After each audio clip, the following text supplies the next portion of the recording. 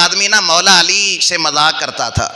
ان کی داڑھی گھڑی تھی نا مولا علی شیر خدا کی, گھنی داڑھی تھی, اور وہ جو مذاق کرتا تھا اس کی تھوڑی تھوڑی داڑھی تھی, کچھ ادھر کچھ ادھر کچھ ادھر. تو وہ مذاق کرتا, کہتا علی تیری کتنی گھنی داڑھی ہے, کتنی گھنی داڑھی ہے تیری. اب وہ تنزیہ طور پہ یہ بات کہتا.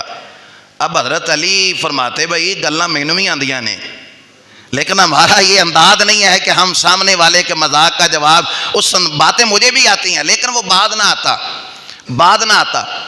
2-4 دن کے بعد پھر ملا, کہتا علی منہ کیویں دھونا ہے, اتنے تیرے بال ہیں چہرے کے اوپر, گھنی داڑھی ہے, منہ کیسے دھوتے ہو. اب پھر علی بھی تو علی ہے نا, علی بھی تو علی ہے نا. جب وہ بات نہیں آ رہا, اٹ سیٹ تے پکھڑا کوار گندل, اسی اور بھی بوٹیاں جاننے ہیں, تو پھر علی تو علی تھے نا. فرمانے لگے اچھا اب تو نہیں بات آتا تو پھر سن لے کیا کہتا ہے. آندہ تھوڑی بڑی گھنی داڑھی ہے. اس کی چونکہ گھنی نہیں تھی نا, جس آدمی میں کوئی بات ہوتی ہے تو لوگ اسی کا ہی مذاق بناتے ہیں. اب اس نے اس بات کو مذاق بنا لیا. اب علی پھر علی تھے. فرمانے لگے اچھا اب تو نہیں بات آتا تو پھر سن, زمین چنگی ہوئے تو فصل تاں ہی چنگی ہوندی ہے. نہیں سمجھ رہے آپ.